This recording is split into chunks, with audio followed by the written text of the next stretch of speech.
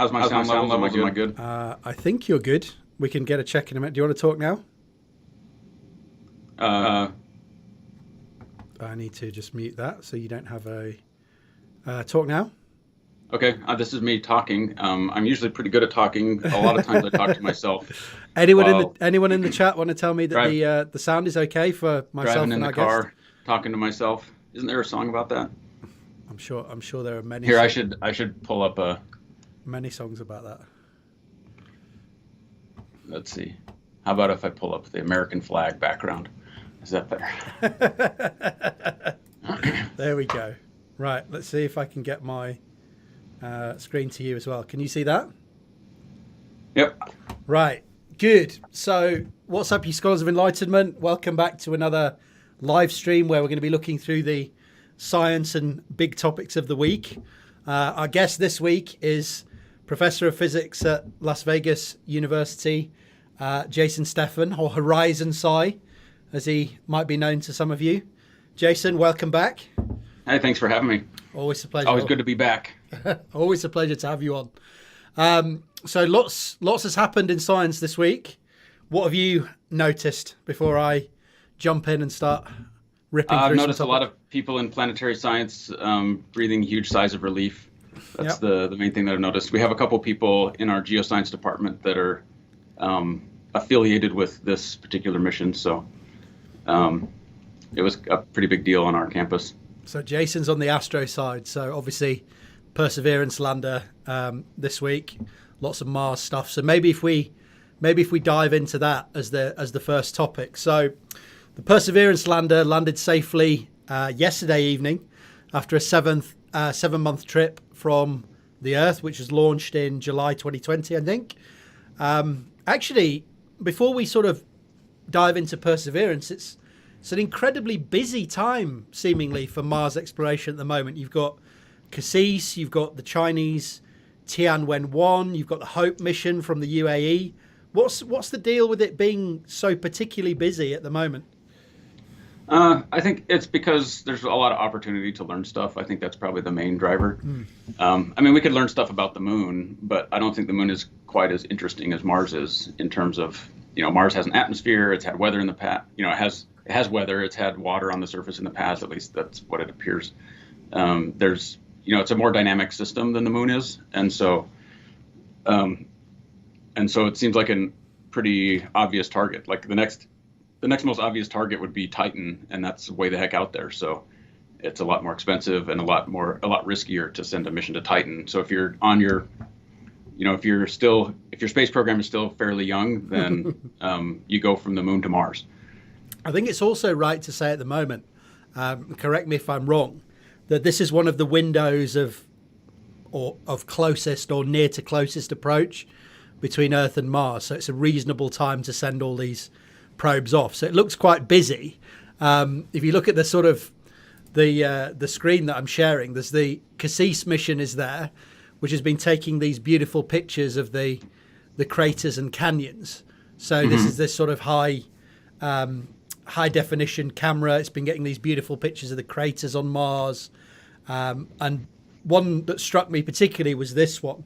That one's cool. Yeah. What do you make of that? Because I've got an idea of what that looks like to me. It looks like terracing from the Incan Empire. They probably went to Mars back in the day. Also looks like something that is caused by wind or water action here on the... Yeah, it honestly looks like you have sedimentary rock layers that that's exactly what it is. That then get eroded differently. So potentially very high winds on Mars, but maybe hints of water. So this mission is there to try and find sites for the ExoMars landing in 2022, I believe. So that one's there taking these beautiful pictures of Mars.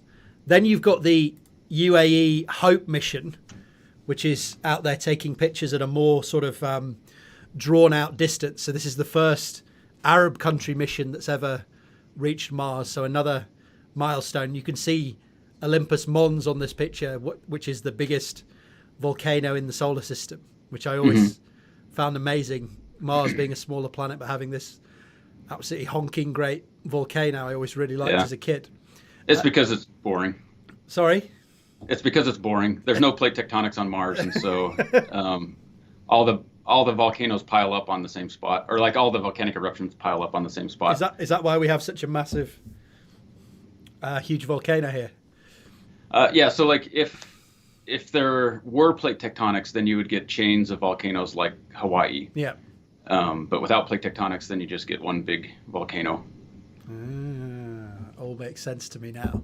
So, for example, like in Idaho, well, all across Idaho and into northern Nevada and California are, I guess, there's a site in Idaho called the Craters of the Moon, and it's just like this big lava field, like field with igneous rocks all over the place.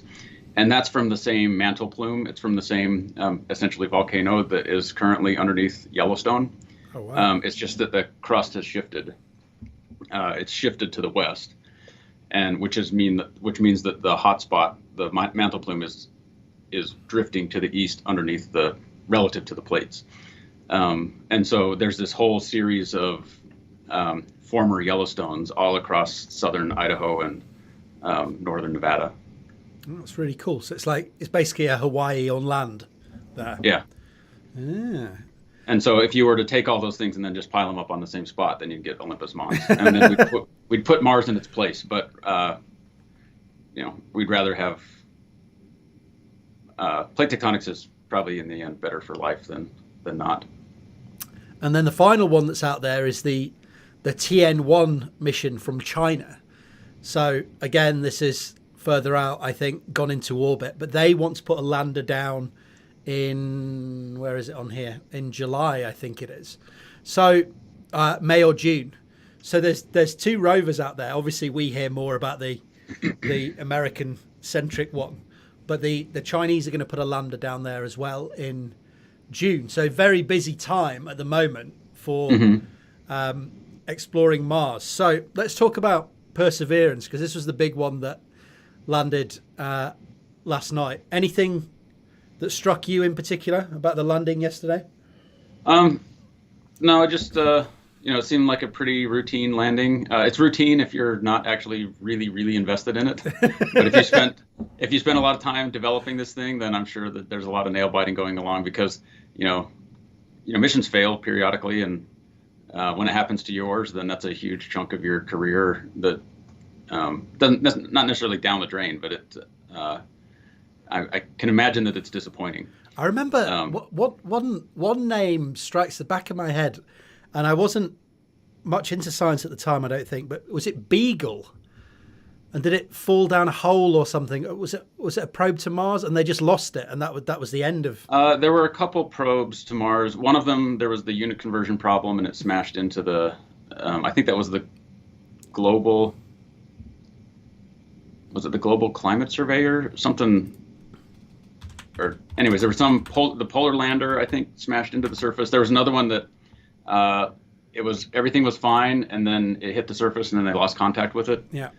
And then I think the most recent one that they sent that was supposed to bore down into the ground, like down a meter or something like that, in order to kind of measure where the permafrost is. I believe that they were having trouble because maybe the ground was harder than they anticipated, and so it wasn't able to go as deep as they had hoped. I've just pulled up one here. It's the Beagle 2, which is an inoperative British Mars lander. Brilliant, thanks. That was transported by the European Space Agency's 2003 Mars Express mission, intended for astrobiology mission, but it's on and down to So that's the one you're probably talking about. So looking for astrobiology on the surface or up to 1.5 meters down. It was deployed, and then they simply lost contact. So presumably fell into some sort of hole or smashed into the surface, and that's the last we heard of that. Yeah, what they needed to get was the Hollywood satellite pictures, where they can just enhance the images, and then magically this resolution appears out of nowhere, violating all the quantum mechanics. Exactly. So Perseverance, it looked quite a simple craft from what they sent. So it's basically just a heat shield with this probe behind. The heat shield basically sank into the Mars atmosphere yesterday. huge temperatures as it goes into the for re-entry, or entry in this case, I guess. 2,000 degrees C, drops into the atmosphere, separates off the sort of car-sized 1-ton probe, and then parachutes it down to the surface with the probe on sort of tethers of this descent module, as you can see in sort of the picture here. And then as it reaches close to the surface, they cut the tethers and the descent module flies away. And it's now on the surface of Mars and pumping back pictures. I don't know if we can get the... I think there's a nice picture of the first picture from Perseverance. Sure. So they had this style of landing is I think this is only the second, well, it's the second mission that I know of that has landed this way. The Mars Science Lab landed this way, but before that, they would do like airbags, drop the thing down, and then it would bounce on some airbags, and then would unfold. I remember this. It was like a sort of tetrahedron of airbags that would would sort of unfurl. So that was like the Pathfinder mission with the Sojourner rover. The Sojourner rover was like, I don't know, the size of a microwave oven is the way that it's described. And now they're putting down things that are the size of a Fiat. And you can't use that mechanism anymore. Like you cross some threshold where it moves you into a different domain. So all of these don't like my my ad blocker on here, apparently. So we're gonna have to find a friendlier website. But sorry, continue. Oh, so the fact that they're using this descent, with each mission, they often try out new technologies, and that's kind of what the name of the helicopter that's on this craft? Yes, so Ingenuity. Ingenuity, yeah. It's basically, let's try flying a helicopter around. We've never done it before, so before we put hundreds of $1 million onto instruments on this thing, let's make sure that we can fly and that we have chased down any bugs with flight and stuff like that. So, and there's another helicopter mission that was just selected to go to Titan called Dragonfly, and that one's actually going to be a little bit different in that Dragonfly, Titan has an atmospheric pressure. Basically, it's a little bit higher atmospheric pressure than the Earth, but it's not 1/100th of the atmospheric pressure of the Earth, and so the aerodynamics are a lot more similar to Earth's atmosphere. It's really, really interesting. So, as you were sort of mentioning there, as I was scrabbling around with the ad blocker to try and get the first picture up. So it has all these probes and all these interesting things, and it also has this, as you mentioned, this helicopter called Ingenuity. So one of the ideas is that the place where it's landed, which we'll discuss in a minute, can be surveyed a lot faster if you obviously have something that's flying around rather than crawling across the surface. But as you say, the air thickness is so much lower over there that it's hard to get any sort of lift from a propeller. So even though the gravity is a lot weaker, you've got nothing to push against. Essentially, there's such so the blades have to spin wicked fast, as it's described. Wicked fast, or at least as I describe it. That's exactly right. So they've got this. I think I've got a nice little picture of it. If I can go back to the first one we had. So maybe if I can just Google for it, Ingenuity, NASA. So here's a nice little picture of it. So lots of blade and not a lot of body. So exactly. So lots of blade, not a lot of body, to allow it to have these super fast spinning blades and get enough lift to be able to fly around on or just above the surface of Mars. So what is the main goal of this mission, or what are the main goals of Perseverance? For Ingenuity, it's basically like a technical readiness level. They need to demonstrate the ability to do this. I'm sure it can get some pictures of things that would be difficult to get to with the lander. We'll see a bunch of interesting pictures. Probably quite a bit less science, because you can't actually get data other than imaging data with it. Yeah. But then the mission itself, like the rest of the mission is a sample collection mission where they're collecting samples from around this thing. They're putting it in a container so that a decade from now or 5 years from now, I'm not sure exactly what the timeline is, they can send another mission to go rendezvous. There's your French word of the day, to rendezvous with the lander and return the samples back to Earth. So I thought that was really interesting. So it's packaging up these little test tubes of samples and leaving them essentially on Mars to be picked up at a later date. So they're going to have to launch them back into space and then have them picked up by another mission that's going to go to Mars to pick them up from orbit to bring them back to Earth. I think that the time scale was 2031, I believe. Yeah. So I mean, it gives them some time to go around and gather things, and you only have, I think it's like 24 tubes or something like that. It's not a huge number of tubes. I should know because one of the people that's on the committee that decides what samples to get is at our university. But it's something like 24 samples, and that's what you get. So if you have $1 billion mission and you have 24 things to choose from, then that's you got to be pretty selective. There's a lot of investment going into each one of those test tubes. So, well, it's interesting because of the obviously they must have taken a lot of time to select where they landed. So they've landed in this g-2 crater, as it's called. So it's an impact crater which is 49 kilometers, about 30 miles wide, and they think it's an impact crater which essentially had Mars's rivers spilling into it to form a big lake. So it would be a good place for there to have been microbes in the past. So they're looking at this g-2, which hopefully preserves the record of some important geological features, those being the impact cratering, some volcanism, as well as the action of water. So they study the rocks around there. Hopefully they can look for some microbial signatures, and we'll get an idea that there might be or might have been life on Mars. So that's very interesting in and of itself. I believe this is actually the first look for life on Mars since Viking in the 70s. Yeah, so that I can't speak to that, but I'll go ahead and say yes. That sounds like that.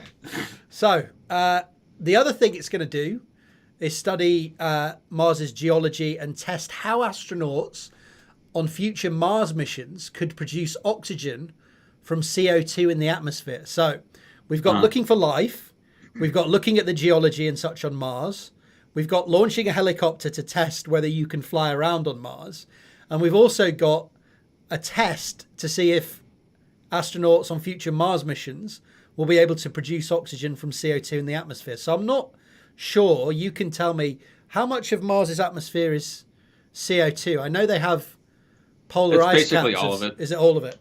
Yeah, it's like 95% carbon dioxide. So this would be a brilliant plenty thing of oxygen for people to be able to live there. Would require this engineering of oxygen from CO2. I don't know what type of process they use to do that, to be honest. So it's some kind of reverse photosynthesis or like photosynthesis style process where I guess that would make sense. So I don't know. I mean, you could do it if the temperature's high enough, right? You can break CO2 apart if the temperature's high enough and do kind of like a steam reforming type thing. That's kind of how you make ammonia and stuff like that.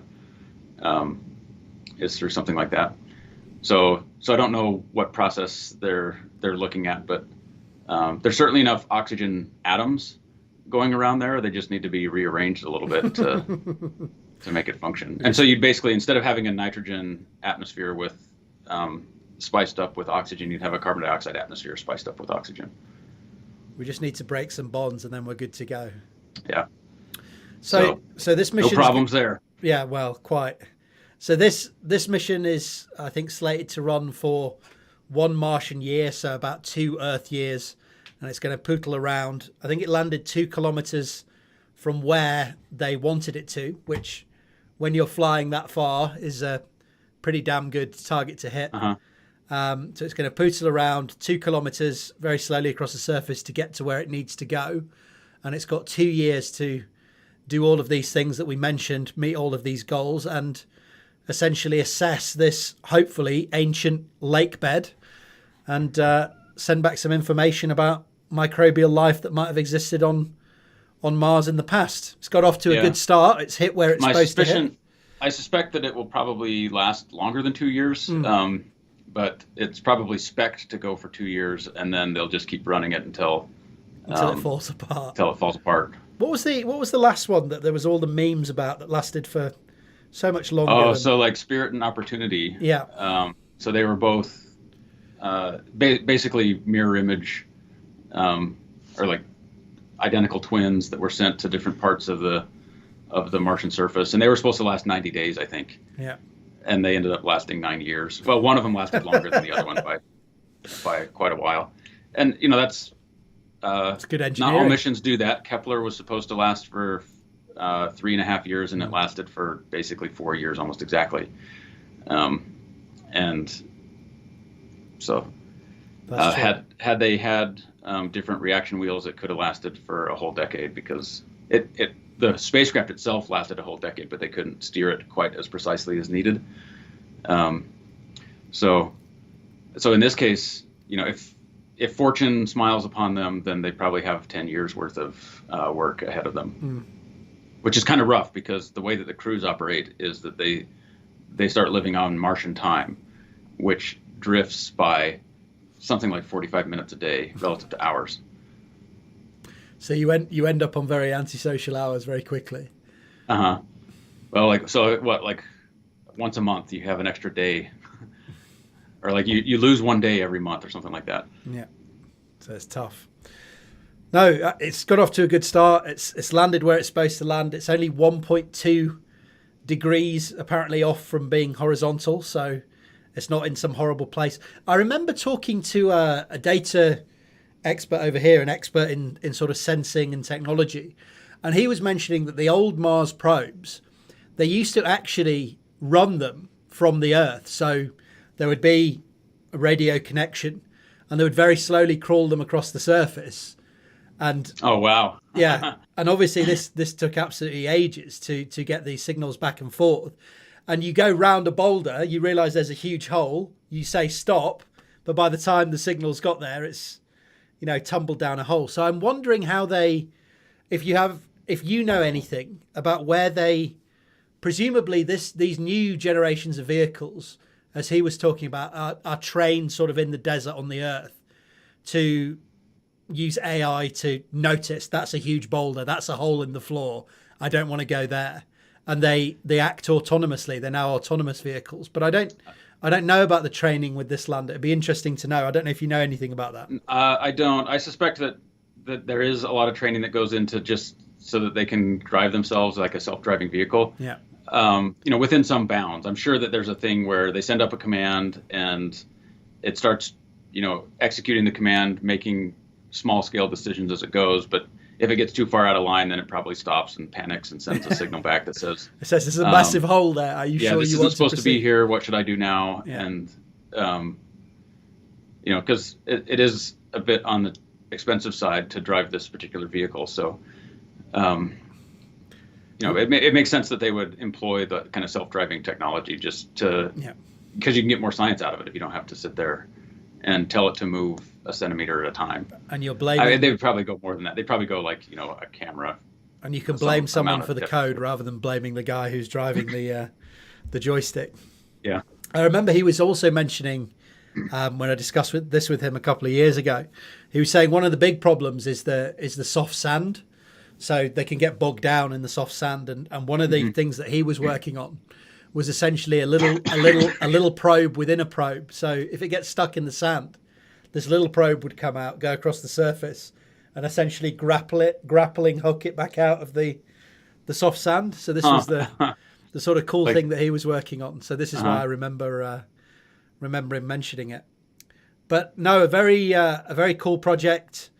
As I say, seems like the first proper look for life since maybe the 70s. So hopefully we'll be learning about life that used to exist on Mars. What would be the implications there? I know you've done some work on panspermia and potentially life on planets close to Earth, what would be the implications of finding microbial life there on the surface of Mars? I think it would just kind of, to me, it would be a demonstration that life forms wherever it can. And I don't know that it would have panspermia implications in that. I guess the two competing hypotheses would be that it started someplace and then moved somewhere else, or that it just grows where it can. Or it's a second isolated development of life. And so my suspicion is that if we find it on Mars, then I don't know, the probability is, I don't know. There's people that have probably thought about this more than I have. I would put my money, my ignorant person's money, on that it would develop independently. Yeah. Interesting. So it just seems like, why wouldn't it, right?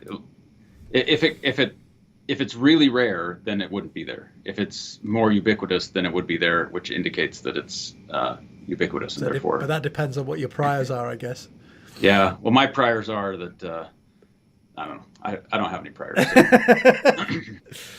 No. So I'm not going to be surprised if we find it, and I'm not going to be surprised if we don't find it. There's other places we can look for this kind of thing, like the moons of Jupiter, and certainly if we see it on the moons of Jupiter, then because those formed at a different time. So I believe, actually, if I just look, there was the mission, we're talking about issues to do with life. I believe there was funding just happened for, where is it? There's funding for another mission that just happened recently to one of the, it was either the moons of Jupiter or the moons of Jupiter or Uranus, not Jupiter or Saturn, excuse me. Yeah, so I think it's the Dragonfly mission. Yes, the Dragonfly mission that you were talking about. What's the goal there? Basically, so there they actually have kind of the equivalent of a hydrological cycle where you have methane and it can evaporate, and it's right near the triple point of methane instead of the triple point of water. And so because Earth's conditions at the surface are near the triple point of water, we get all of the phases of water on the surface. We get ice, liquid, and vapor. And the Dragonfly mission,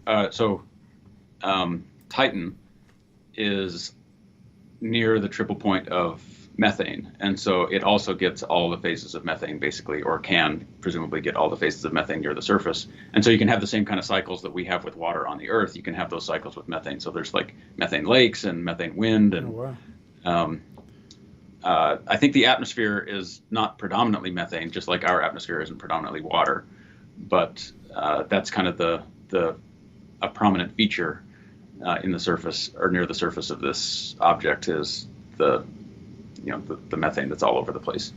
So as a consequence, they'll be able to fly around and see, how does methane erosion differ from water erosion, and it should be a pretty interesting result.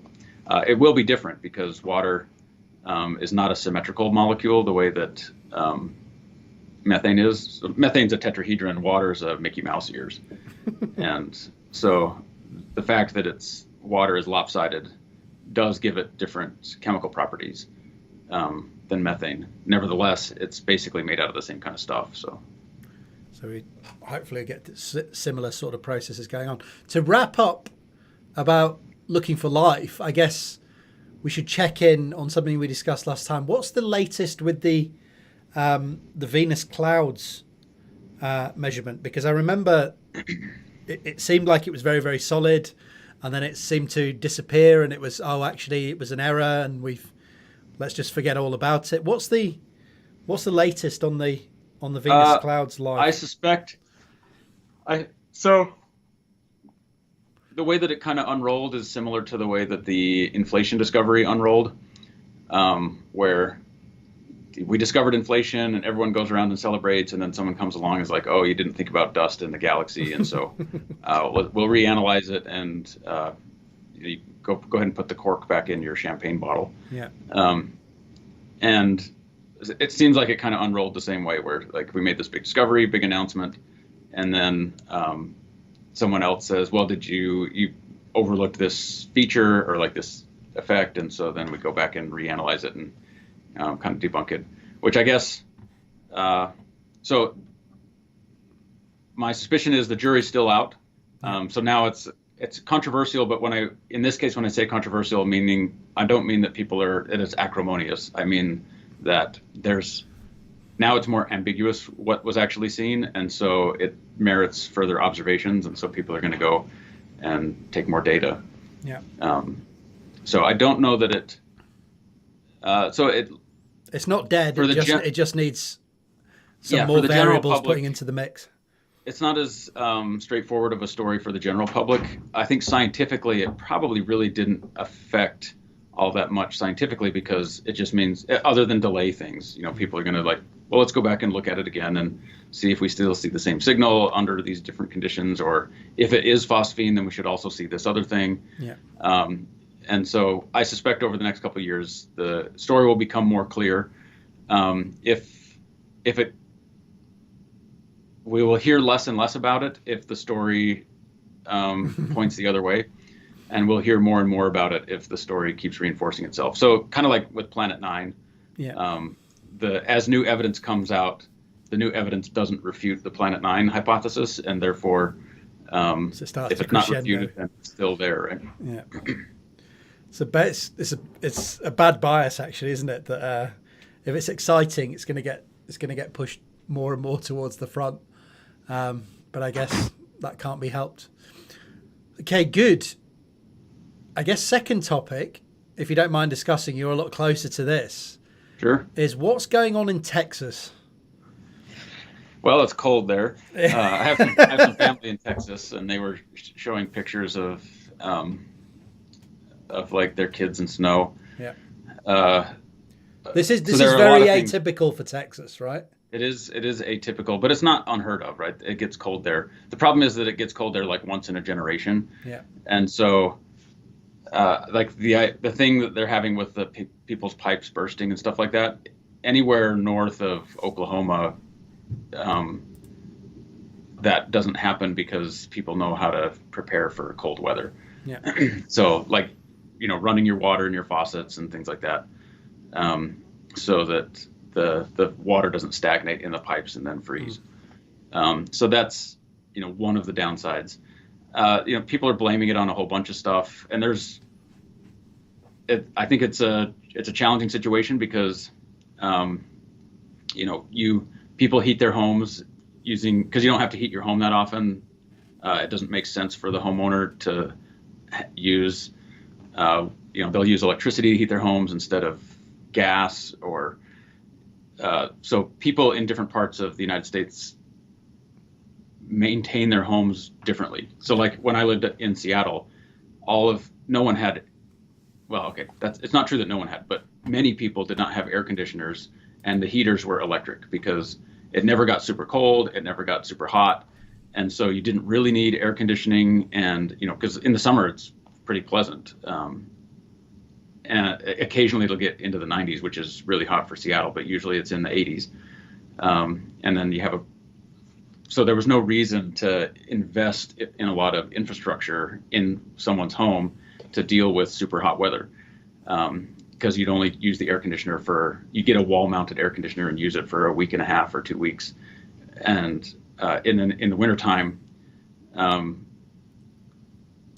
it doesn't get super cold, and so you don't have to dump a lot of energy into the house. Yeah. You just raise the temperature up a little bit. And so it doesn't make sense to buy a huge furnace in many places when you just do basically a bunch of wall mount. Like in the house that I had, we basically had a bunch of wall mounted heaters for each room. So you just heat the room that you're in.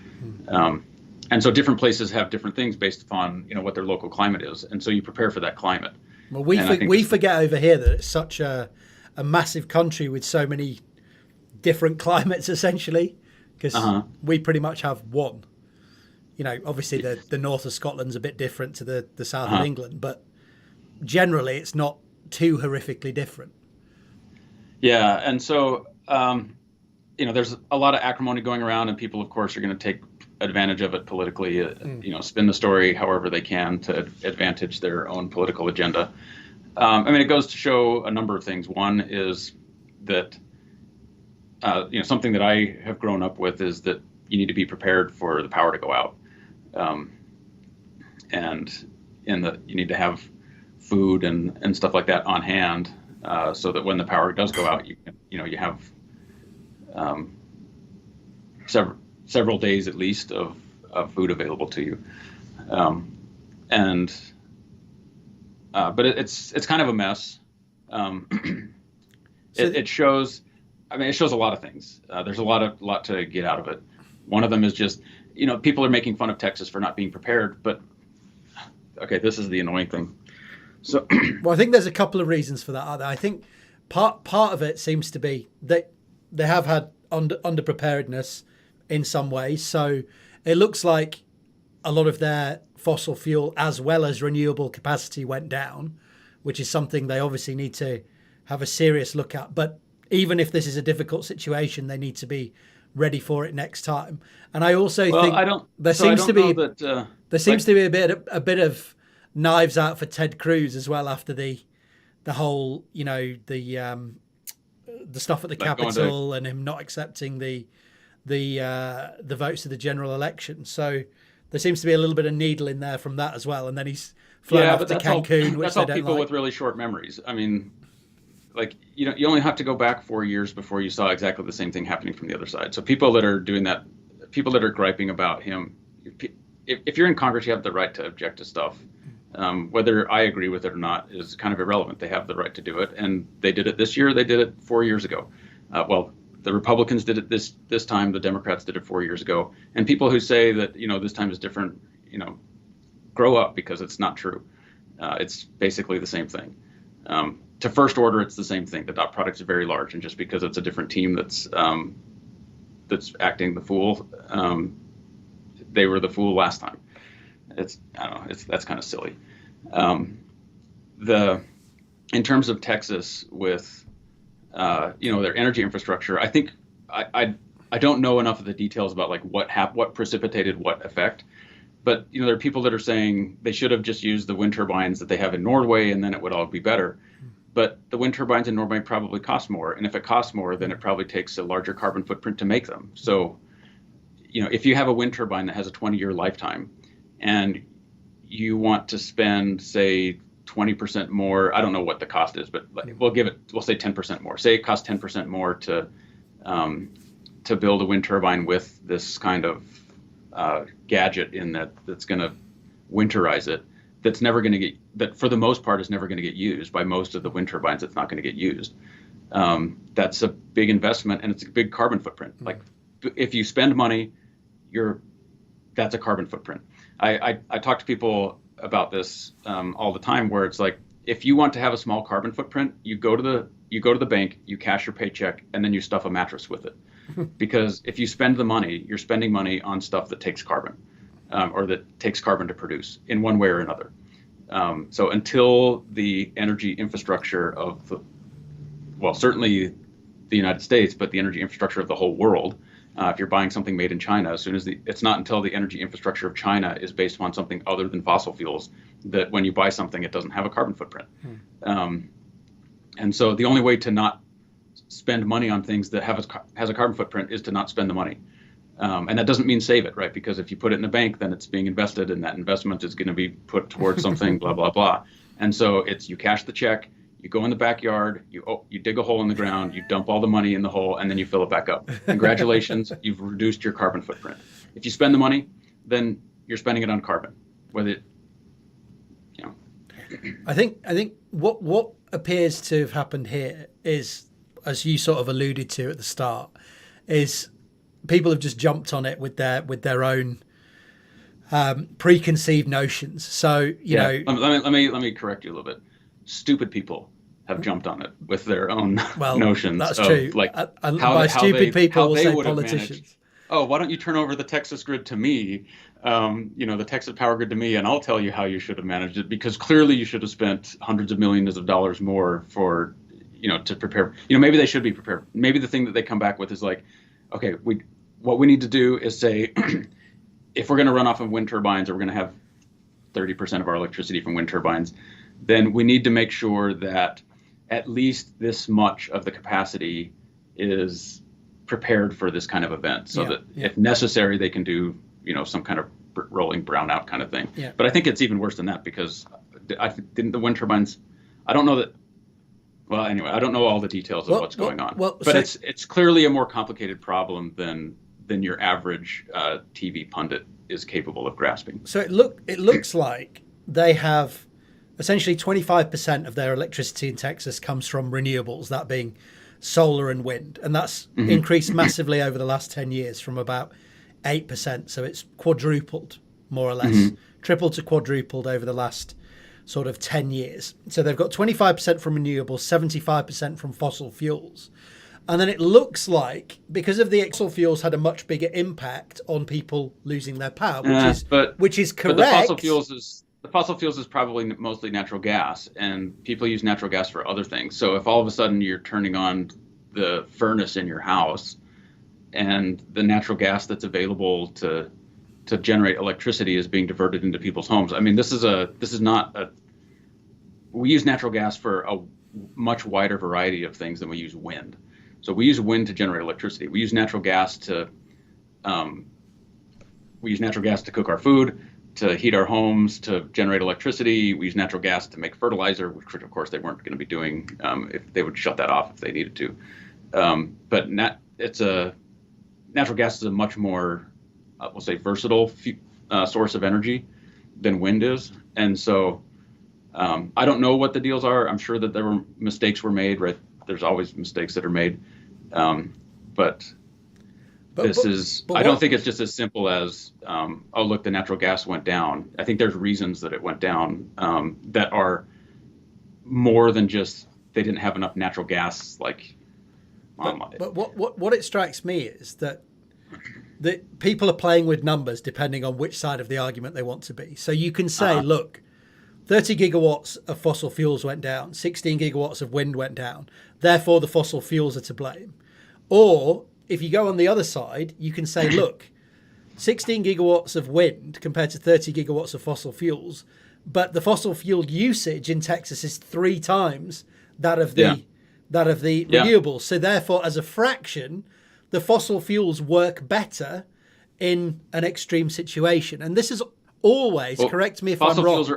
Fossil fuels are always going to work better in extreme situations, because the energy density is way higher. Exactly. So my understanding is that in an extreme situation like this, or even in just a general situation where you need a base load, you're always going to rely on fossil fuels at the moment. This is a huge problem for renewables, is this reliability. So if you're sensible and you look at this, it strikes me, if I've got the numbers correct and I'm reading them correctly, that it's not all the wind turbines' fault, it's not all the gas's fault, but in an extreme situation, you really have to winterproof or winterize, as you said, these renewables so that they can be reliable to create a base load. So if your takeaway from this is, oh, well, they should have just had 100% wind turbines, that's a ridiculous take, because they were, as a fraction, less efficient in this scenario.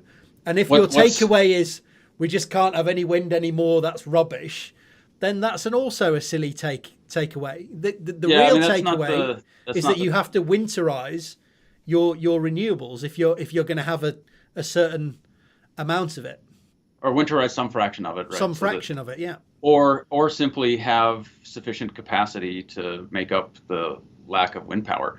But and honestly, you have to do that anyways. When you add new renewables to the grid, you have to add conventional power to the grid as well to make up for when that renewable isn't available to you. So peak power consumption, like in California, is after sunset.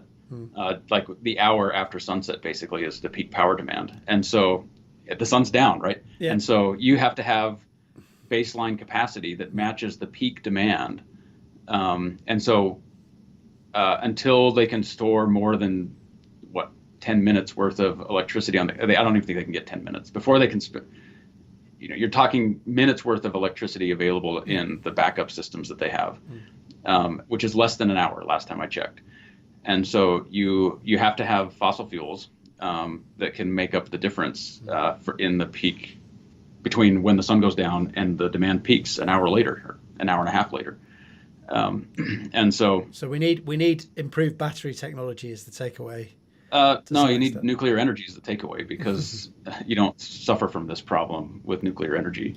Renewables have their place. It's not, Well, and their place will they be. say I must just mention as we're going along. So they say also that one nuclear power plant went down because apparently some of its the water cooling facilities it needed, or some sort of water facility that it needed, was frozen. So the nuclear power plant also went offline, which is Well, so slightly irritating. I suspect that nuclear power plant most likely was built in the 1970s and is one of the older generation, like the Generation 2 nuclear power plants.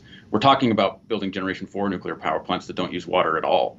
Well, at least they use it through the steam generation. So yeah, certainly you need to winterize some reasonable fraction of the stuff so that you don't run into this. So that's the lesson. One of the lessons that come away from this. But the stuff about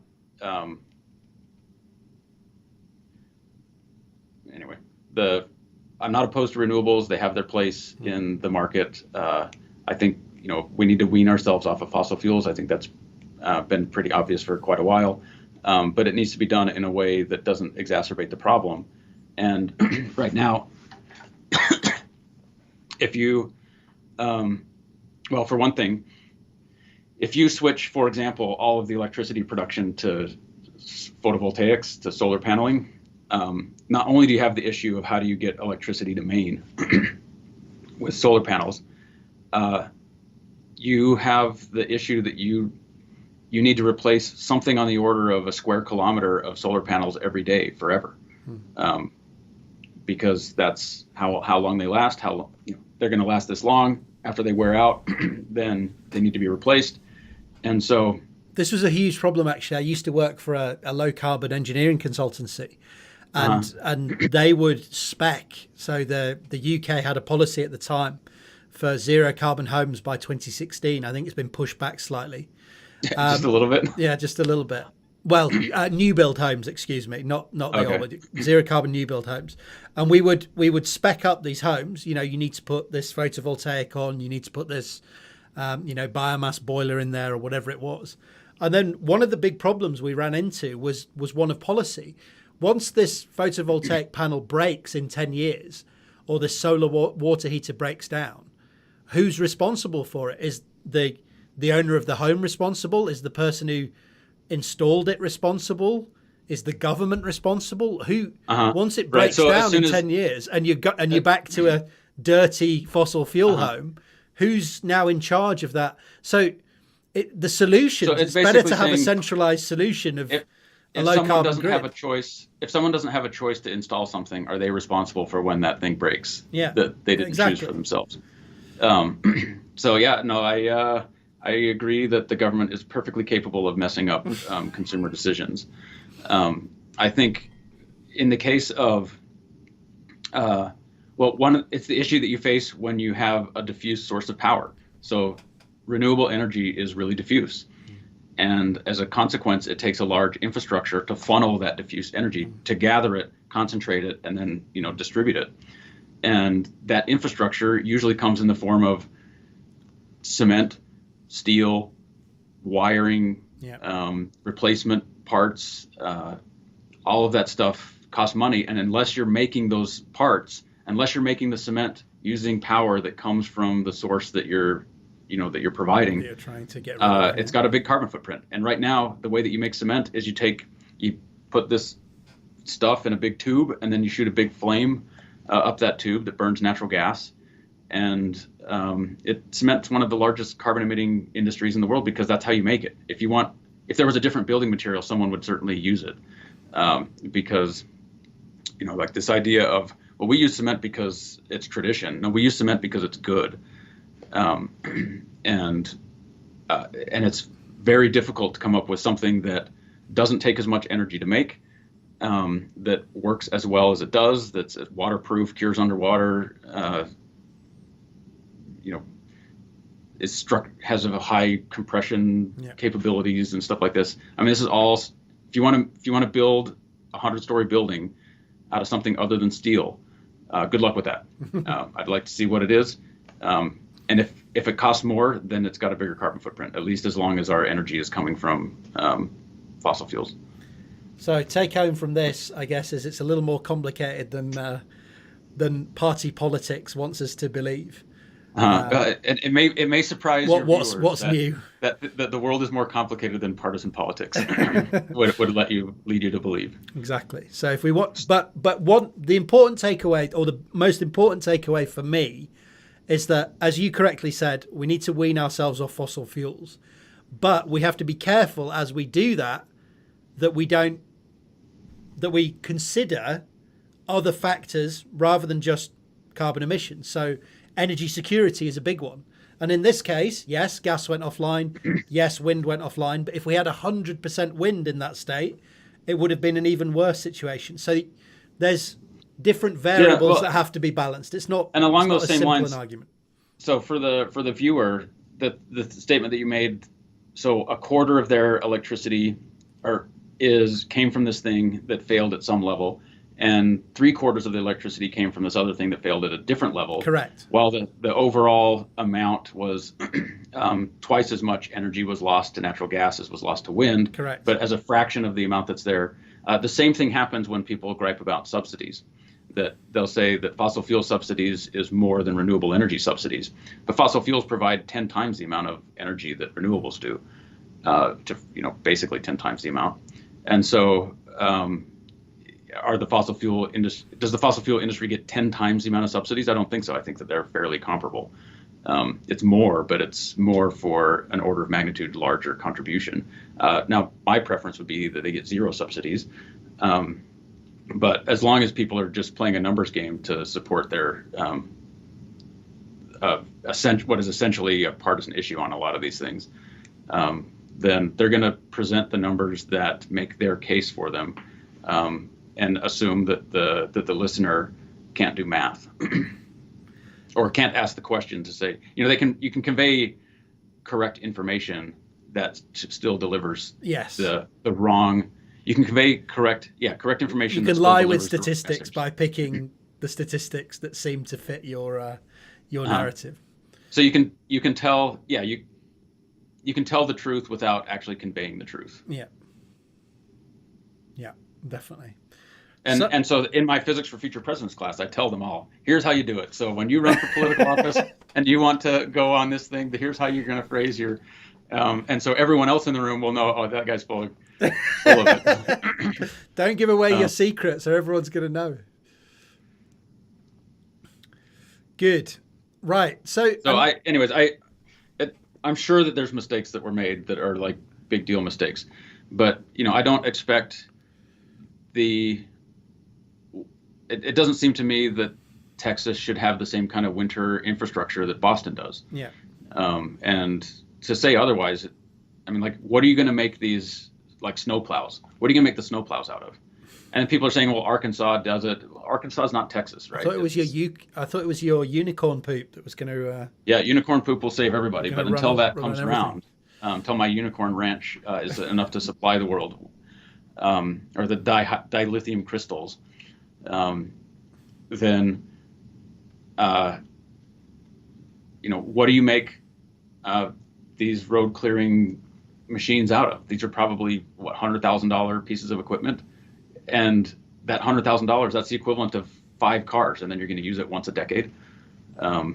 It's equivalent to the carbon emission from 5 cars because of the expense. And so if you want places to have a low carbon footprint, then they need to operate efficiently, and not. And maybe what that means is they need to have contracts with neighboring states to help out. I don't know what to do, but so this was I'm saying actually, that it's more complicated than the people that are spouting. This was actually one of the interesting things about this, wasn't it? Because I wasn't actually aware of this, but Texas is the only state in the United States that has this isolated electricity grid. So it wasn't able to say, look, California, look, another neighboring state, can we have some electricity to cover this shortfall, and we'll pay you for it, because they're isolated from these connections. So scroll up on your So no, not quite that far up, right down, so that it shows the map. Oh, the map. Where's the map? Yeah. It's at the top. Oh, at the top. Sorry. But it was just cutting off the Texas part. Yeah, no worries. So yeah, Texas has its own interconnect for the power grid. There's the Western interconnect, the Texas interconnect, and then the Eastern interconnect. And this is not because Texas is just showing that it's independent of everybody else. This is because the country was electrified 100 years ago, and the reality was that it nucleated from certain spots and spread out from there. And so you have the Eastern Seaboard that nucleated probably around the large cities along the coast and Chicago, and then they all kind of merged together. You had Texas that started developing its own internet, its own grid infrastructure, and then you have the Western United States that developed its. And it all happened kind of simultaneously. And the different power grids are out of phase with each other. They have the same voltage, they have the same frequency, but they're not in phase with each other. And so you can't just okay, we're going to plug them together, go. Oh, wow. I didn't know that. I assumed it was just, we have loads of power, we don't need your help, we won't bother making these connections. It's all because 100 years ago nobody lived anywhere. The United States was 80 million people, maybe something like that, maybe 100 million people, and it was developed out of, you have municipal power companies, and then they start saying, okay, well, we need to operate in phase with each other so that we can connect and share things, and so they kind of grew in that way. And so this is the legacy of the electrification process is what produced the breakdown that you see here. It's not because Texas is ready to declare its independence at a moment's notice. The Lone Star State. It's just people lived in Texas, and so you had these different places where the power grid started to expand. And when the things are out of phase with each other, if you connect them, then you actually lose a bunch of energy because now they're competing with each other instead of reinforcing each other. They're not impedance matching and such. Yeah, and so there are interconnects between that bridge these the different grids, but you basically convert it to DC power. So you have AC power coming in, you hit there's a half a dozen, something like that, bridges, and then you convert it to DC power, and then on the other side, you reconvert the DC power back into AC power, but that's now in phase with that interconnect. Very interesting. I mean, I guess this goes back same as the first thing we were talking about. For a UK-based guy, I don't think we often realise exactly just how big your country is. Mm-hmm. And obviously it would make sense that this grid grew up from different places with different rules and different ideas of how to set things up.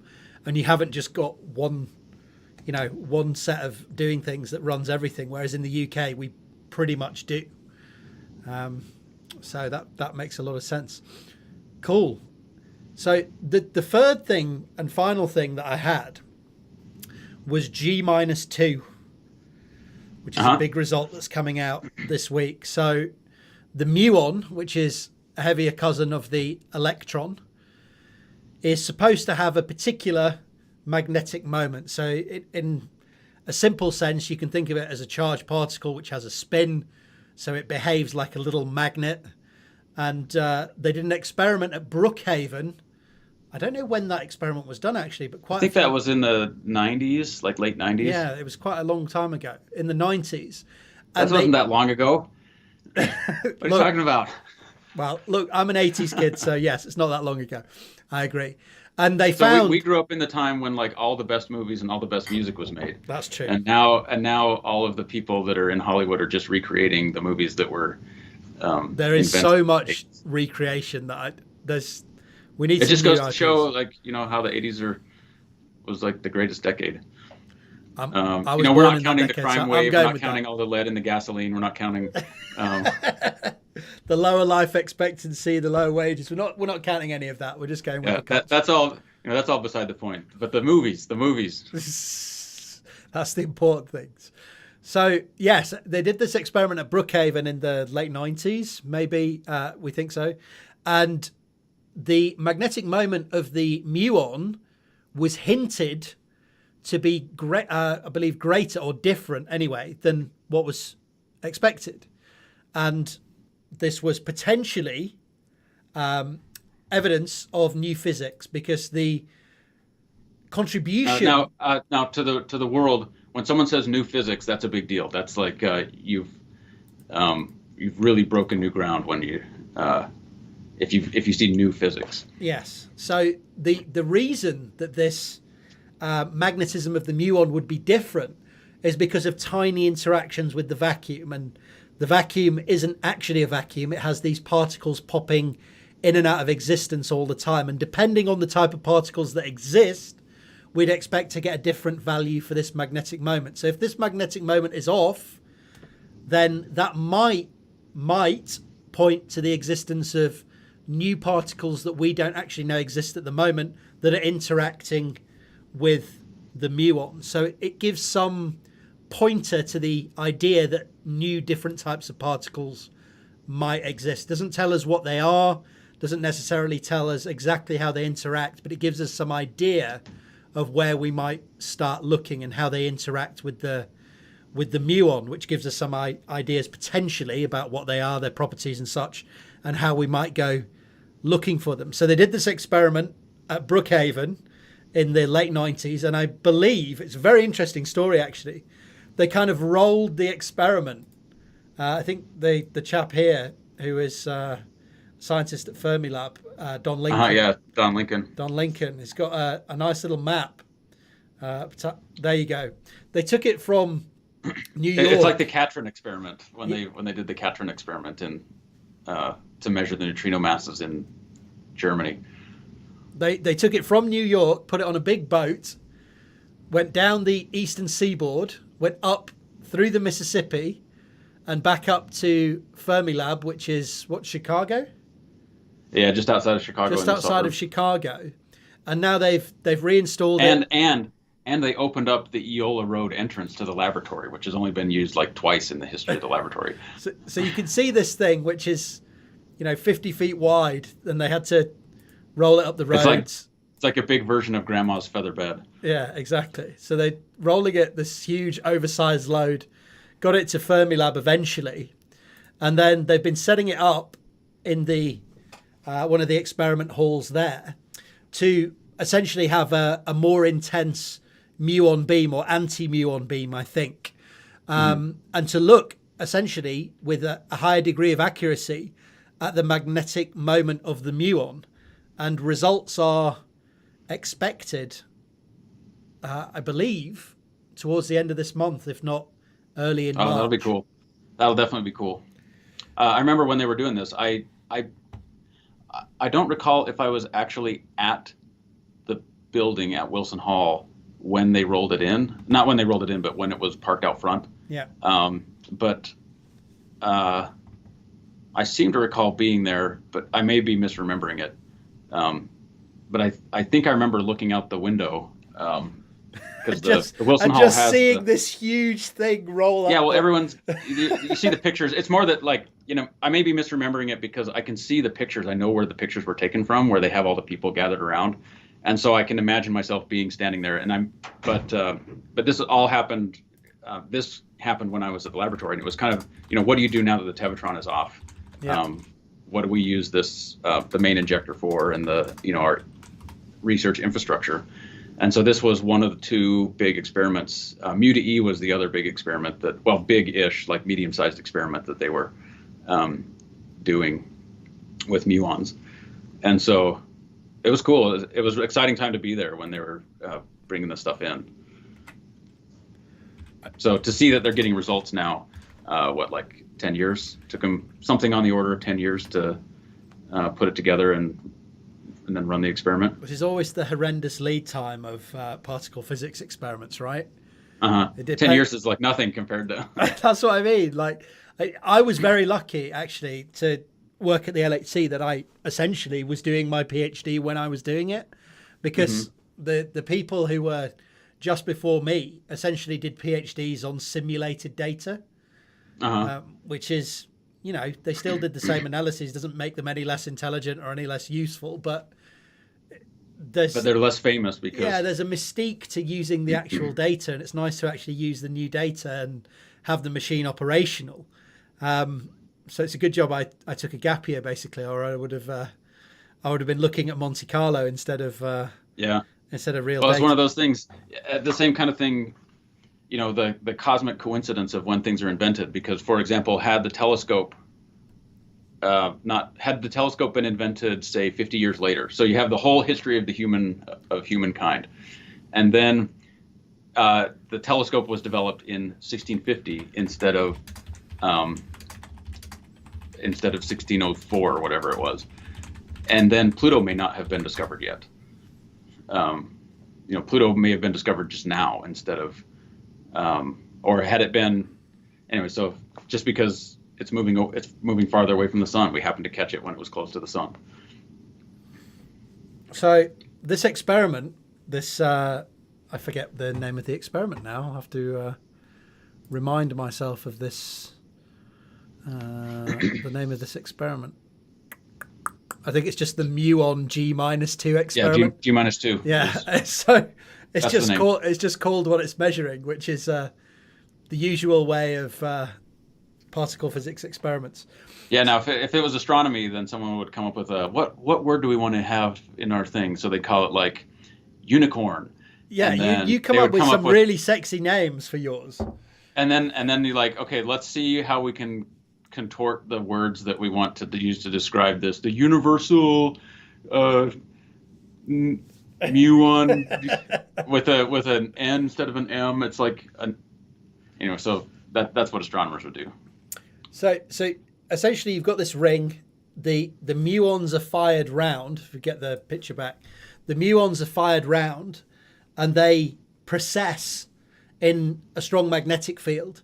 Mm-hmm. And what they decay into, so they decay to positrons, and I guess a neutrino. I'm trying to think what the other particles must be.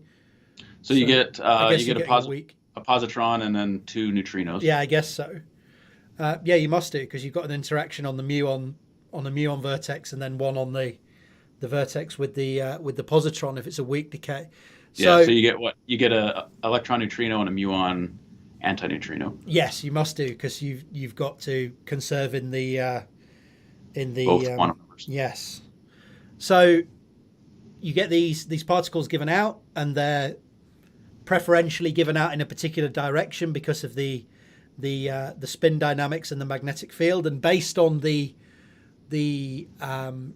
pattern of particles given out from the decays of these muons, you can get at what the magnetic moment of the muon must have been. And if that differs significantly from theory, well, there's only two explanations. Either your theory is wrong, mm-hmm. In which case you need to go back and do the calculations again, or the theory is correct, but there's something that's missing from the theory, which would be the interaction with some new types of particles. Now, mm-hmm. probably not supersymmetric particles, because we would have probably seen those produced at the LHC, and we haven't seen any evidence of those. But regardless of what they would be, it would be some sort of new interaction with, and in particle physics, it's always some new type of field, some new type of particle. So would be something new, would be something very interesting. And it seems to be a result that's sort of gone very much under the radar, except in the particle physics community. Could be a massive discovery if it holds up, and it's not just a statistical fluctuation in the earlier measurement. Yeah, this would definitely be a big deal if they found something else, because we need new physics. Otherwise, the mysteries keep deepening. Because the solutions that people are proposing for, like what the dark matter is and stuff like that, are not forthcoming. And so we need some new physics to give the theorists a better direction to look. I had a lecturer, Professor Parker in Cambridge, and he always used to call supersymmetry the theorist's pension plan, because whatever you do to it, they just tweak a couple of variables and a new one comes out. He also used to call it the theorist hydra, because you just chop two heads off. Yeah, chop off head. And then four more appear. I can show you. I always like to show this image. This is an image of all of the evidence for supersymmetry. Yeah. Exactly. So it's it's one of those ones that never dies, but it's very unlikely at the moment. And as you say, we need something new. There's a big, or at least there are some vocal proponents, let's put it that way, in the particle physics community who are saying, look, what are we going to be looking for with the next big detector or the next big ring? What are we doing? Why would we build another, twice the size of the LHC? Because what are we looking for? We didn't find supersymmetry, which was expected to be, sort of the next big thing. Yeah, it was expected to be discovered in LEF, right, in the late 1980s. Well, true. So we didn't find that. And supersymmetry, I must say that mathematically, supersymmetry is compelling, right? There's a lot of compelling reasons to think that, the Poincare group, blah, blah, blah. There's these mathematical properties that would be manifest in physical reality. So I'm not discounting the theoretical underpinnings, but there isn't a lot of there's no experimental evidence basically for it. And so I think that what Fermilab did in terms of, this is a decade ago, pushing towards what they call the intensity frontier, which is looking for rare events, it seems like the reasonable way to go. Like we're not seeing it at the high energy, the cutting edge of the high energy stuff. And so let's start looking at really precise measurements of physical properties and see what we can come up with in terms of looking for anomalies, because that might give more direction to the theorists about the kinds of ideas to explore. And this would be a perfect example of this, right? If we go back to the measurements, that look at the difference between these. The difference doesn't come until what? The 1, 2, 3, 4, 5, 6, 7, 8th decimal place. So, we're sort of in our fields on the opposite end of this. Astronomy, although it has become very much more quantitative, we wouldn't be talking about values down at this accuracy. Whereas in particle physics, this is, a common occurrence. One's down to parts per billion, is relatively yeah, and the common. reason they can do this is because this is dealing with leptons. With leptons, yeah. So you can. It's very, basically very clean environment. It's electric charge. It's electric charge, and that's what it is. Electric charge and photons. Yeah. Is what's doing this. Electric charge, mass, and photons. So you wouldn't be doing this at the LHC with all the proton rubbish flying around. Yeah, all because the quantum electrodynamics is pretty clean in terms of the way that you do the calculations. Quantum chromodynamics is really complicated. That's a whole nother ball of wax. Well, because it's because the diagrams don't die off with order, right? Yeah. So they have quantum chromodynamics is messy, and so that's why the precision of these measurements is so good, because you're dealing with calculations that allow this kind of precision. Yeah. It's it's very very, very precise measure. And this, I mean, the last time I delved into the sort of big particle physics experiments that were coming, people were starting to talk about, linear colliders and doing precision measurements essentially of the things we'd found at the LHC in a clean environment with, a linear positron-antipositron collider, because they hadn't made the discovery. So for people out there, usually, or one good thing about something like the LHC is that it's very good for discovery, because essentially you're throwing two bags of quarks, two protons at one another. The protons inside have different ranges of momenta going in different directions. So it's like throwing two bags of potatoes at one another. You get all sorts of stuff out and all sorts of different regimes, and it's really good for discovery. But if you want to do a precision measurement, it's better to fire two tiny balls, these two electrons and positrons at one another, to get a very clean environment for looking at precision things that don't produce a lot of other rubbish that you don't want in your measurement. So it seemed to me that we've done this discovery run with the LHC, and people were now leaning towards precision measurements of any discoveries we made. Precision measurements of the Higgs, for example. Yeah. That could be interesting. There was nothing in the Higgs discovery that pointed to anything other than just generic Higgs, so I don't know what else there is to learn. Yeah. And like I said, I don't know what else there is to learn. So it would be.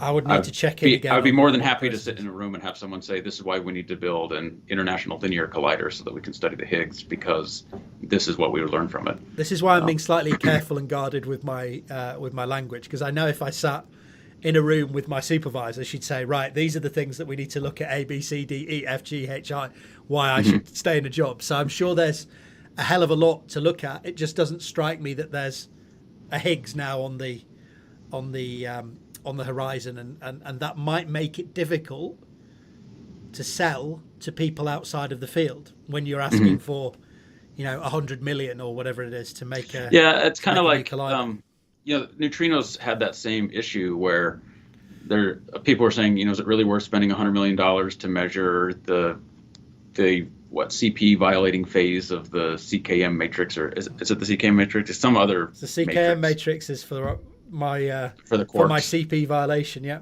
Okay, so with neutrinos, it's some other. It's like the moral. It's the oh God, why that's going to annoy me now.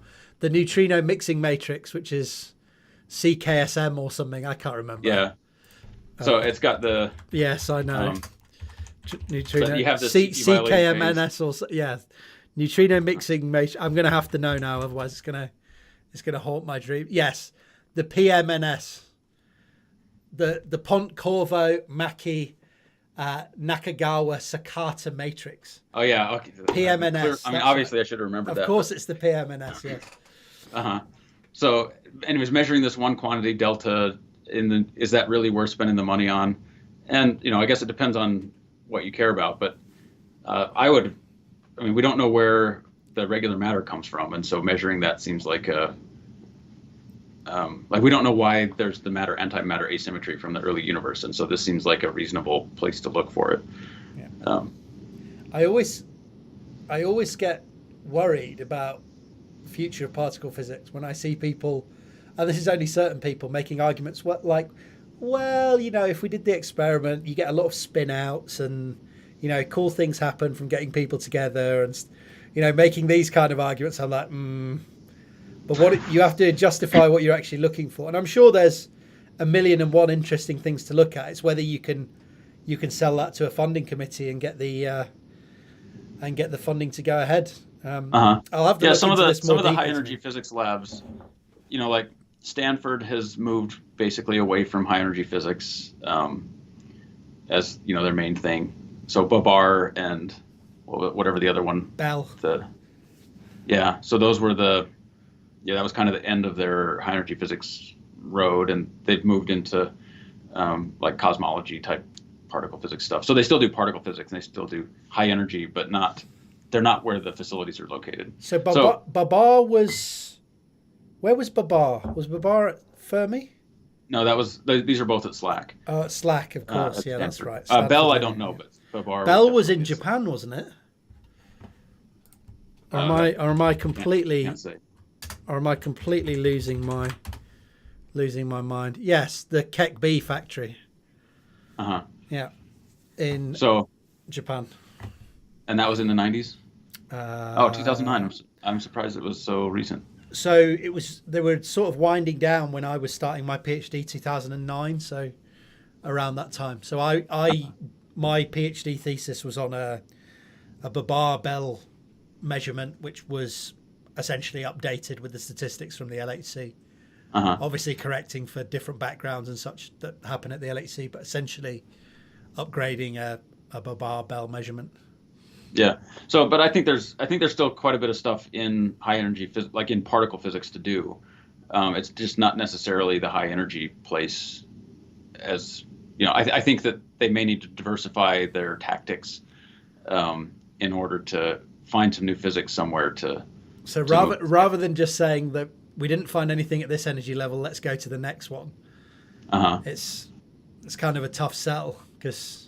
It's a tough sell-ish. There's, when you have I view these big colliders as kind of like telescopes, like it's a facility. Yeah.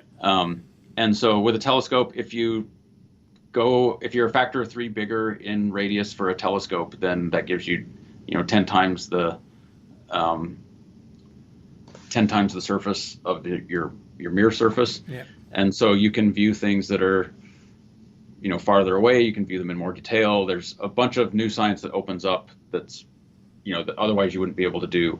And so, but that's kind of, I think that's in general the weaker argument to say, well, there's certainly stuff there, and if we are an order of magnitude more sensitive, then we'll see what that stuff is slightly less, is a bit less compelling than, we have a prediction and this is where it's going to land, Yeah. or we've discovered new physics and so this is what we need to do to understand it. Yeah. Yeah, potentially a harder sell. I was going to take a couple of comments and questions. So, Yeah. First comment from AB Cotes says, the problem with renewables, in my opinion, is the people advocating for them. Most of the activists don't have technical expertise, and it shows. They only care about the problems, not the solutions. And I, to be honest, I think to some extent that's fair, because it's okay to say, look, we have a problem with CO2, and we do. We all know this. But you can't just throw every other variable out of the window, energy security, whatever it might be, to solve that problem. It's the world is nuanced and difficult. To be fair, a lot of the advocates for nuclear probably also lack the same technical expertise. There are fewer of them, I think, in general, and so you're not having a lot of high school kids going around advocating for nuclear, and so that there's definitely some truth to that. One of the things, like I saw this proposal that someone put up about, if we did wind and solar around the world, then here's how you can supply this energy. And one of the things that the proposal had on it was that you put in North Africa, you put down all the solar panels that would supply the electricity to Europe. And I'm like, okay, so you're going to put Europe's electricity grid in North Africa. Got it. Yeah. Sounds like a great plan. And then when somebody bombs the big power line that goes, everyone in Europe switches off. Is that the idea? Yeah, I mean, like, maybe in the future when everyone has their pet unicorn that they're riding around, the geopolitical situation will be such that an entire continent will put its electricity in the hands of another continent. What happens when it gets dark in North Africa as well? I don't know. So then the wind power off the coast of Scotland. So, batteries, obviously. So, and I said that tongue in cheek because battery energy density isn't where it needs to be for that kind of thing. Yeah. There's a lot of it's like the idea, well, what if we let everyone in the whole world vote for, policy, like a one world, democratic government. I'm like, you have countries in the world that haven't had democracy ever. Yeah. It took 200 years of incubation for the United States to develop under the protective umbrella of the British Empire before we were ready for an attempt at democracy. I think it's quite sad that there's probably there are definitely a lot of sensible discussions being had behind the scenes about climate change and the best policies to take to fix them. And what we see in the public debate and the general discussion in the media is, a child screaming at politicians or people digging up lawns at Westminster. Yeah, sometimes grown-up sometimes grown-up children screaming at politics. Yeah, it's just incredibly silly. And this just goes to show, for one thing, it became a partisan issue, and once it's a partisan issue, then no one wants to solve it because if you solve it, then what do you run on? Yeah. If I solve climate change as a politician, then how am I supposed to campaign next year? Yeah. Yeah. There's factors that, I mean, I guess people would say this on the left for things like, social unrest, racism, things like this. There's often an argument that's made like that. If you solved it, what would you run on? I guess it's a similar argument that some people make about things like that. Comment from Chris Burke. Why is a linear collider more clean than a circular one? Well, it depends on what you're putting into it. So the example that I was using was Is that the Chris Burke? Ask him if it's the Chris Burke. Well, it's a friend of mine, so I don't know what the Chris Burke is. To me, I have a friend called Chris Burke. To me, he's the Chris Burke. Okay. But potentially not the one that you know. Well, it depends what you're putting into the collider. So I was talking about the LHC being a proton collider, and it's a circular collider. And the problem there is you're essentially smashing together two protons. And a proton is not a point particle. It's made up of quarks and gluons.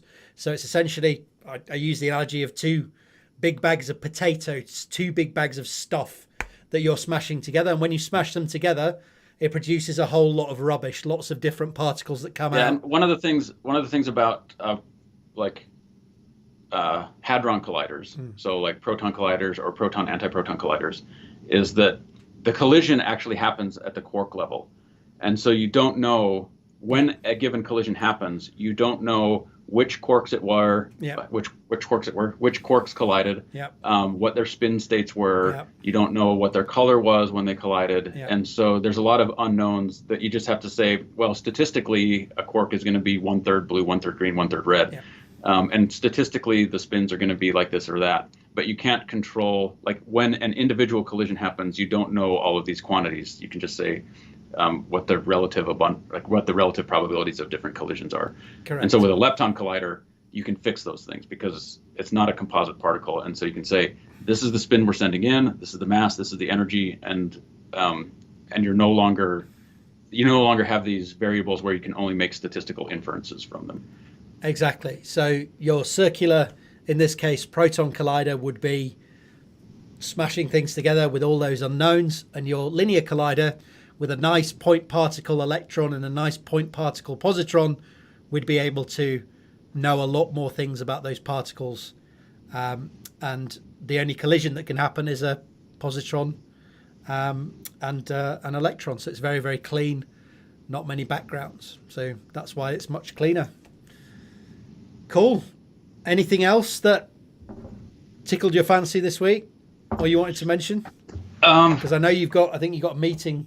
Have you got another meeting? Yeah, I got a meeting coming up, and then there's a mountain in Utah that's got my name on it. Explain. Oh, I was invited. A friend of mine invited me to go skiing with him tomorrow. Oh, nice. So. Nice. How are your kids starting the football season tomorrow as well? Yeah, so they're going to be having their first practice. Is that football or soccer? It's football. It's soccer. Okay. And like I had one child who did flag football, but I won't let him do tackle football. So he's not built for tackle football, for one thing. He likes to look down on me now. So anyways, but there's a lot of stuff going on. It's nice. It'll be nice to looking forward to people getting back together. I got my vaccine. I got the Pfizer vaccine. Oh wow! You got the gold plated. Yeah, it was. I have to admit that the day after I took the second dose was pretty rough. I wasn't expecting to be quite so rough. Oh really? Yeah. But it 24 hours and I got over it. I didn't cough. Like if I get a cough, then I stay coughing for like 6 months. So. There was some very interesting information came out actually. I think I saw it on Twitter. So, but it was preliminary studies, pre-peer review. So take it with a pinch of salt at the moment, but hopefully it holds up. That the Pfizer vaccine was showing comparable efficiency and effectiveness in the community as it showed in those initial studies, so up around the sort of 85-90%. So that looks very, very promising. Hopefully that holds up when they do the peer review and put out that data. But that was from Israel, which has rolled out a hell of a lot of vaccines. So yeah, so hopefully that holds up. They're doing both. So I got it because I'm teaching a class on campus this semester, and I didn't know that at the time, but. They basically, right before the semester started, they said, oh, by the way, there's going to be vaccinations, and if you teach a class on campus, then you should sign up. So they're doing both Pfizer and Moderna here, and I happened to get I had a blue sticker on my thing. So that's going on. Hopefully businesses start opening up again as fast as possible because people need to get back to their livelihoods. Yeah. I've been it's interesting seeing how the federal system in the United States is playing out, where there's so much. I hate politics. There's so much like I know. I wish I'd have never started talking about it. I wish I'd have stayed in the objectivity of particle physics because it was just so much cleaner back then. Yeah, the thing is, there were too many governors who were letting Trump do their thinking for them. Either way, it's like, well, Trump wants this, therefore I'm going to do the exact opposite, which is exactly the same thing as having Trump doing your thinking for you. Yeah. And so, but fortunately, there's a variety of different approaches that have been taken. We can see where some people are doing it wrong, some people did it right, some people adjusted, some people didn't, and hopefully that means that we can get more kids back in school so that they stop killing themselves. Although the push seems to be to keep the schools closed at the moment, from what I was hearing, but let's hopefully not, because I know that suicides in our district are basically twice what they were last year, teen suicides. So hopefully we can get the virus under control. Yeah, like if you look at the number of teens that would have died from COVID compared to the number of teens that died from killing themselves, the excess deaths from suicide, I think it skews pretty heavily in favor of opening schools back up for the health of the kids. I don't know I haven't checked the latest data, but I always thought the argument around that was that the death rates are low for kids, but the worry was that they were going to take the virus home to mum and dad was always the... Well, mom and dad really aren't the issue, right? Because the mom and dads are going to be in their 30s and 40s. It's grandparents that are the issue. Yeah. But I think there's a lot of people that kind of have in their mind that, eventually this is going to go away. The only way this is going to go away is when either everybody's got it or everyone's been vaccinated. Or I should say everyone. When like 75, 80% of the people when the threshold for the... have either had it or have been vaccinated from it. And the least... by far the least vulnerable people are the kids. I heard an epidemiologist basically say that eventually COVID-19 is going to be like a childhood cold virus. That once it's gone through the population, then eventually it's just going to be the kids catch it when they're in elementary school and then it goes away. And then they've had it. But anyways, we'll see how it goes. I just people's whole livelihoods have been upended, and the social structure, everyone's been retreating kind of into their bubbles during an election year, which is, fantastic for people's mental well-being. Yeah, I hear that. Jason, it's been fascinating to talk to you as always, and a pleasure to talk to you as always. Anything else you want to? No, we should schedule another time when we can start. We can pick up where we left off on the Nobel Prize. Yes, I would like that a lot. Let's do that. So shoot me a message offline. Sometime in March, we'll pick that conversation back up again, and let's discuss it. So for everyone who's watching, thank you very much for your comments and your questions. And also we got one super chat, so I'll share that with you, Jason, if you want your share of the booty. Now, when we get to meet face to face, you can buy me some French fries. Fair enough. That sounds good. Everyone should head over to Horizon Sci on Twitch. I think you stream. When can people catch you over there? So I normally stream Tuesdays and Thursdays, except that this same mountain's probably going to have my footprints on it on this coming Tuesday. But usually Tuesdays and Thursdays at noon Pacific time. I do all science content. So we're wrapping up a series like my astronomy series that I've been working on for the last year, and then I'm going to move into some kind of physics stuff for the next 6 months or so, kind of hitting a bunch of science topics. I don't really do science news. I do, but it comes up when there's a news article that comes up. I've done a lot of stuff recently on nuclear energy, and because it's, especially in the last couple of years, the energy footprint, like climate change has been on my mind a lot more. And so I've been exploring, the ins and outs of this stuff, largely as a means to be able to, one, understand it myself, and also to be able to communicate like the complexities of the situation to the typical person so that they can make better consumer choices is kind of the goal. Yeah. So rather than screaming at them in the street, you're trying to explain what the intricacies are and the steps we can take, which is empower people with the tools to analyze the statements that they're given by, the high school kid that's yelling at them. Exactly right. Sounds like the right way to go to me. Jason, again, thank you so much. Have a lovely weekend. Enjoy the skiing. Yeah. Shoot me a message and let's chat again soon, buddy. Sounds good. All right. Enjoy your meetings for the rest of the day. That's always fun. All right. We'll talk later. Take care, buddy. All right. Bye. Bye-bye.